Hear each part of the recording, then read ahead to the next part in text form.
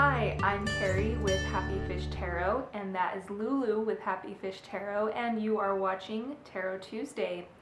So it's kind of funny, I was realizing that up until last week I had never made a blog post or a video about relationships, and now I'm doing the second one in a row.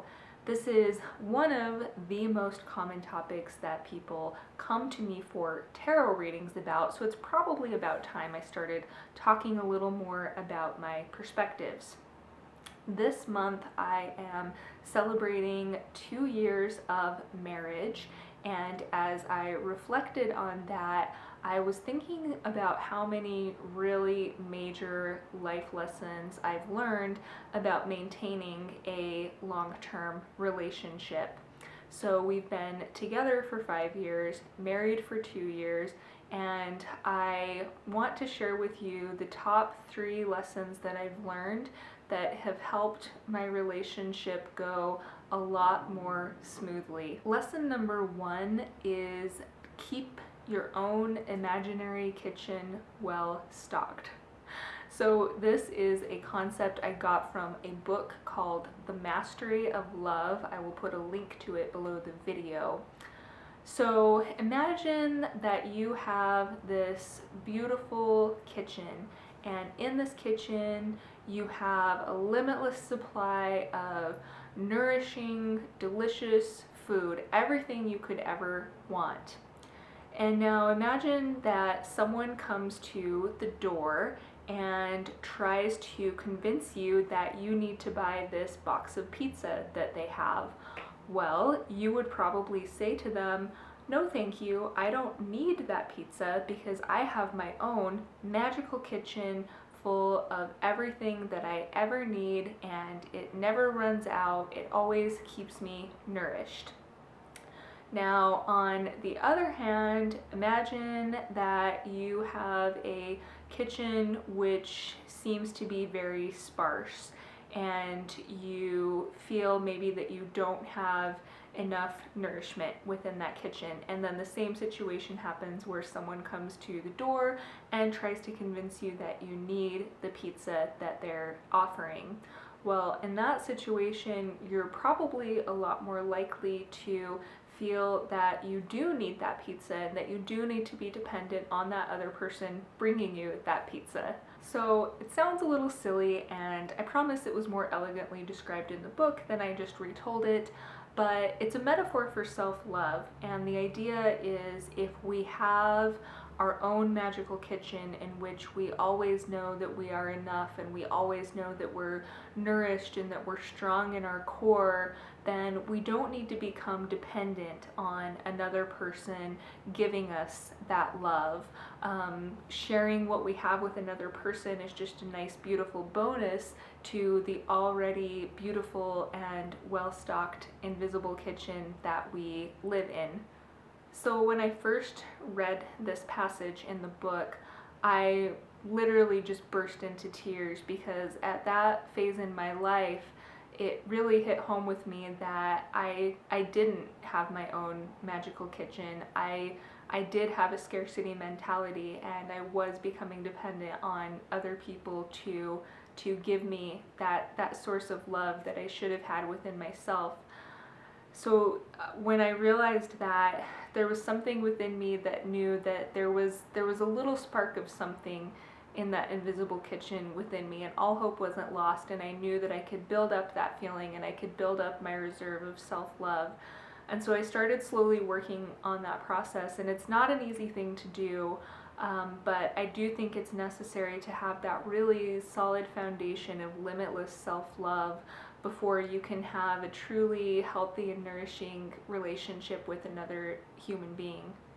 The second lesson that I've learned is the importance of being vulnerable even when it seems like the hardest thing in the world.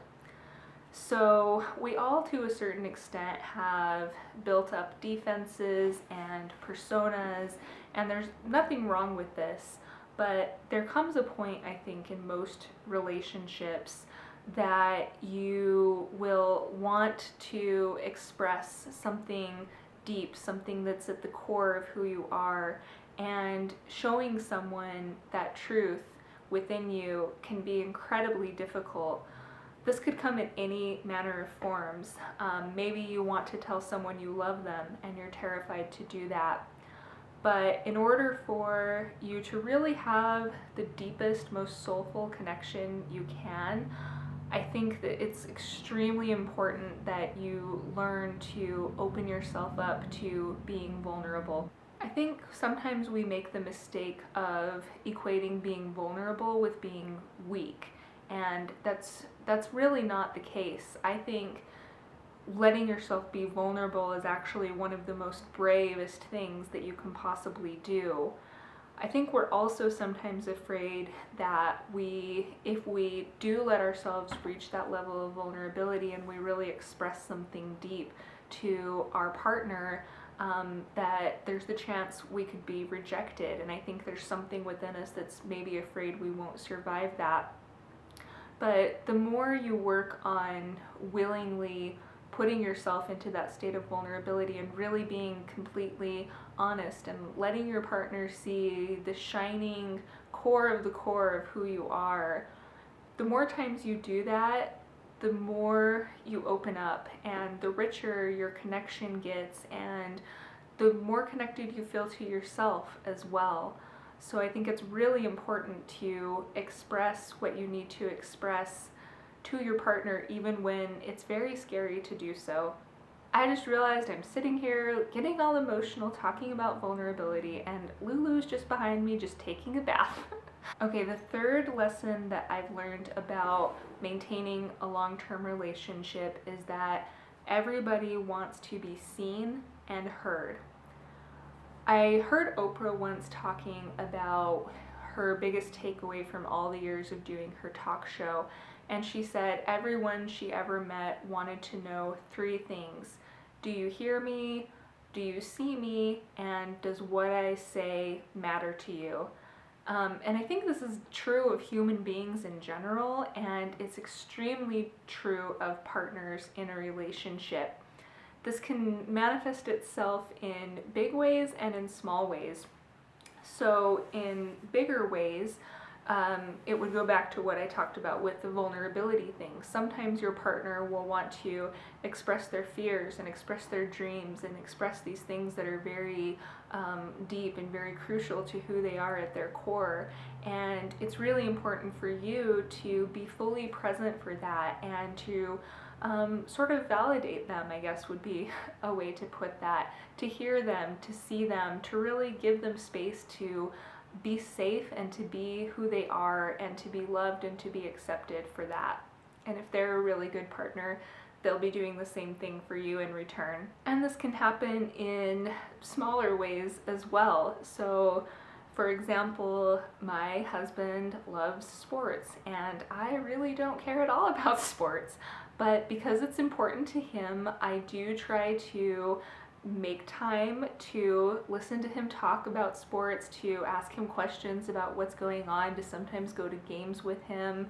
And I'm not saying you have to pretend to be interested in everything your partner is interested in, but I think that there is a certain level of, I don't want to say humoring because that doesn't convey what I'm trying to put across here, but there's that certain level of acknowledging interest in something, not necessarily because it interests you personally, but because you're interested in what interests your partner. There's so much more I could say on this, but those are the three lessons I've learned that have really resonated with me at the deepest level, so I wanted to share them with you.